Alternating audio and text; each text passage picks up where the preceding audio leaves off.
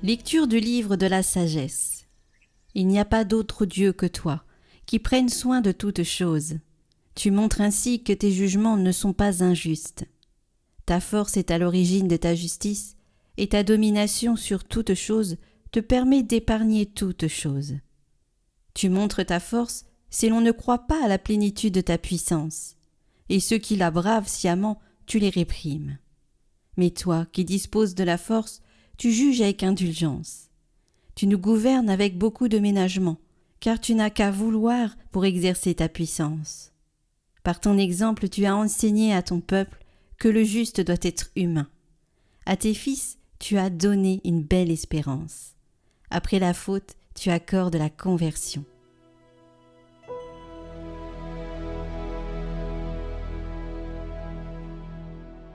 Toi qui es bon et qui pardonnes, écoute ma prière, Seigneur.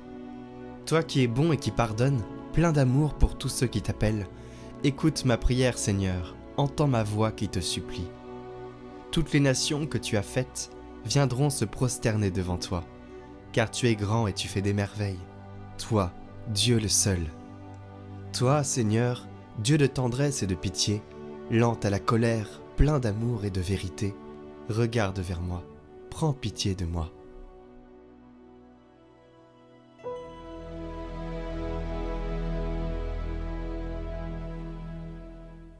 Lecture de la lettre de saint Paul apôtre aux Romains. Frères, l'Esprit Saint vient au secours de notre faiblesse, car nous ne savons pas prier comme il faut. L'Esprit lui-même intercède pour nous, par des gémissements inexprimables. Et Dieu, qui scrute les cœurs, connaît les intentions de l'Esprit, puisque c'est selon Dieu que l'Esprit intercède pour les fidèles.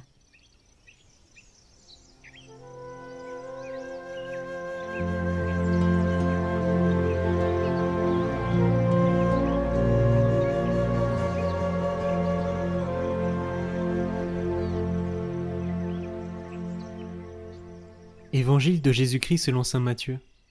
En ce temps-là, Jésus proposa cette parabole à la foule. Le royaume des cieux est comparable à un homme qui a semé du bon grain dans son champ. Or, pendant que les gens dormaient, son ennemi survint. Il sema de l'ivraie au milieu du blé et s'en alla. Quand la tige poussa et produisit l'épi, alors l'ivraie apparut aussi. Les serviteurs du maître vinrent lui dire : « Seigneur, n'est-ce pas du bon grain que tu as semé dans ton champ ? D'où vient donc qu'il y a de l'ivraie ? » Il leur dit : « C'est un ennemi qui a fait cela. » Les serviteurs lui disent : « Veux-tu donc que nous allions l'enlever ? » Il répond : « Non. En enlevant l'ivraie, vous risquez d'arracher le blé en même temps. Laissez-les pousser ensemble jusqu'à la moisson. Et au temps de la moisson, je dirai au moissonneur : enlevez d'abord l'ivraie, liez-la en botte pour la brûler. Quant au blé, ramassez-le pour le rentrer dans mon grenier. »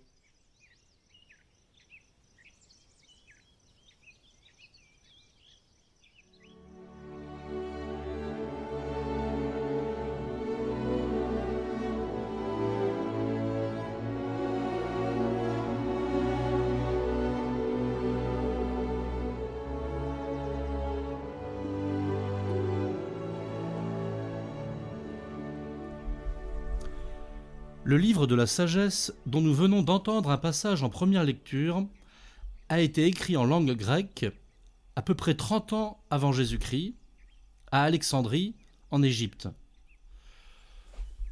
Les Juifs ont exclu ce livre du canon de leurs écritures, et avec eux les protestants.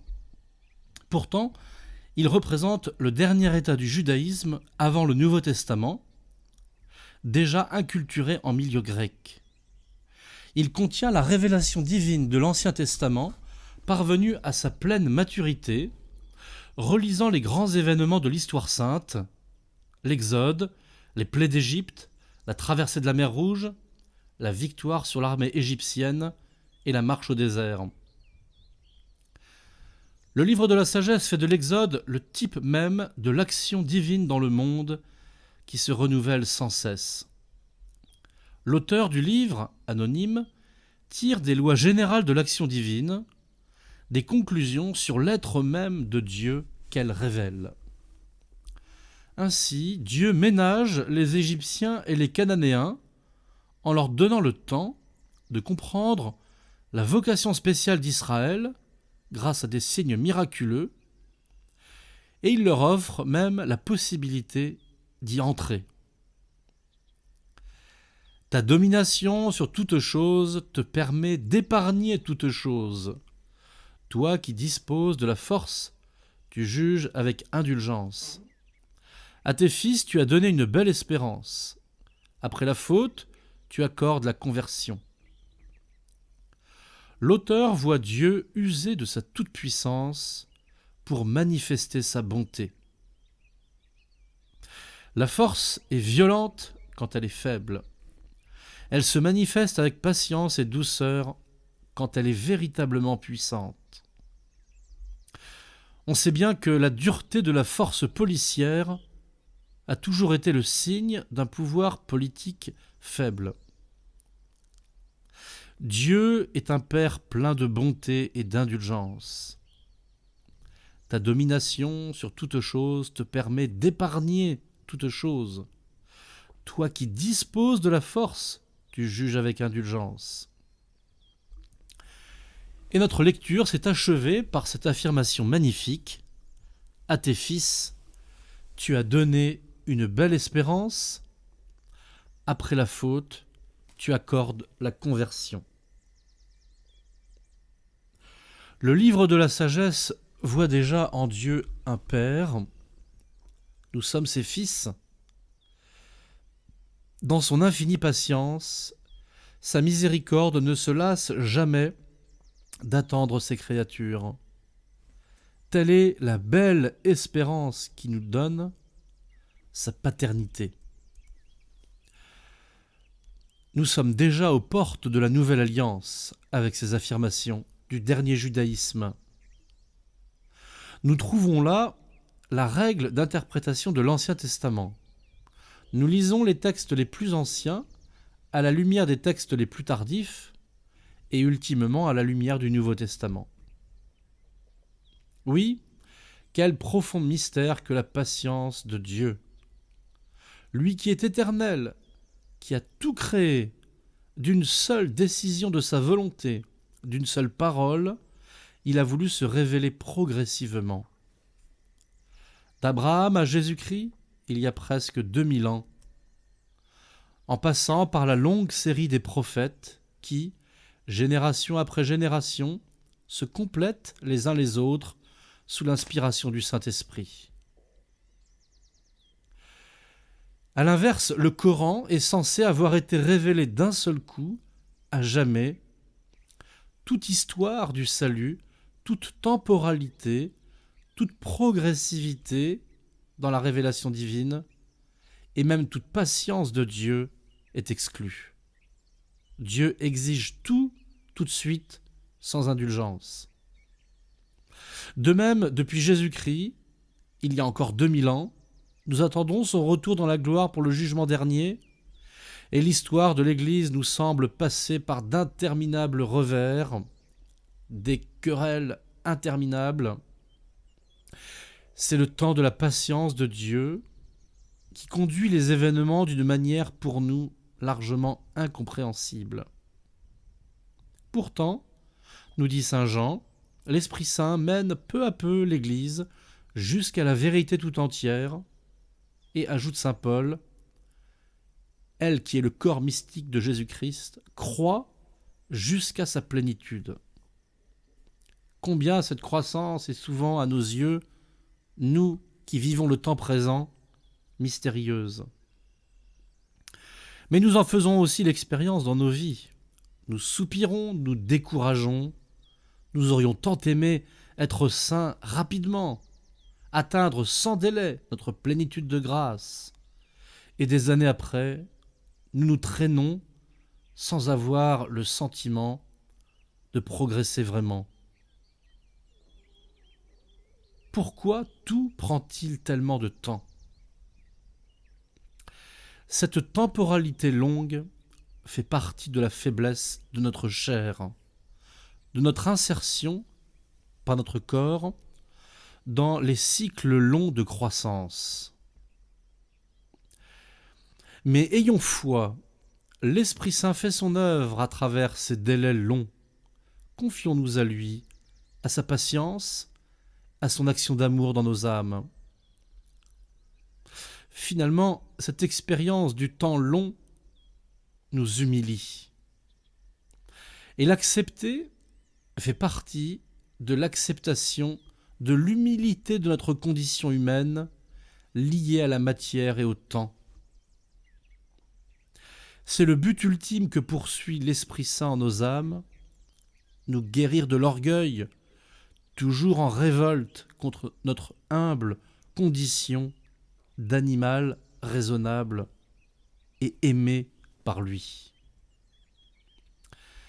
Les 3 paraboles de l'Évangile de saint Matthieu aujourd'hui ont pour point commun l'humble consentement à la temporalité longue qui accompagne toute croissance authentique du royaume des cieux ici-bas. Alors que les serviteurs proposent d'arracher tout de suite l'ivraie mêlée au bon grain, le maître répond « Laissez-les pousser ensemble jusqu'à la moisson ». Et la deuxième parabole, la graine de moutarde croît lentement jusqu'à devenir le plus grand arbre du jardin, mais pendant tout le temps de sa croissance, elle paraissait peu de chose. Ainsi aussi, le travail du levain enfoui dans la pâte. Notre désir de justice et de vérité voudrait obtenir immédiatement ce qu'il entrevoit. Et le Seigneur Jésus renvoie au jugement dernier, à la fin des temps, la claire distinction entre le bien et le mal, la vérité et le mensonge. C'est la possibilité concrète de la damnation éternelle qui nous assure que justice sera rendue. Ils enlèveront de son royaume, dit le Seigneur, toutes les causes de chute et ceux qui font le mal. Ils les jetteront dans la fournaise. Là, il y aura des pleurs et des grincements de dents. Alors les justes resplendiront comme le soleil dans le royaume de leur Père.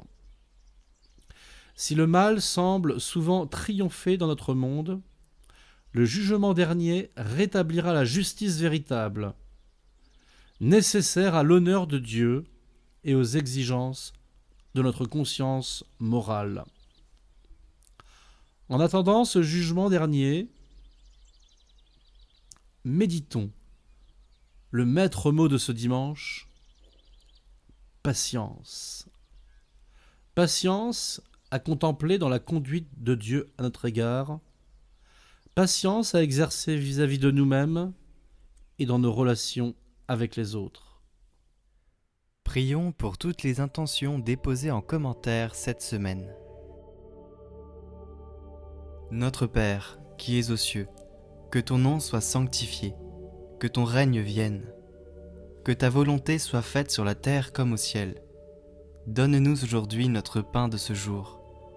Pardonne-nous nos offenses, comme nous pardonnons aussi à ceux qui nous ont offensés. Et ne nous laisse pas entrer en tentation, mais délivre-nous du mal. Amen. Je vous salue Marie, pleine de grâce. Le Seigneur est avec vous. Vous êtes bénie entre toutes les femmes, et Jésus, le fruit de vos entrailles, est béni. Sainte Marie, Mère de Dieu, priez pour nous pauvres pécheurs, maintenant et à l'heure de notre mort. Amen.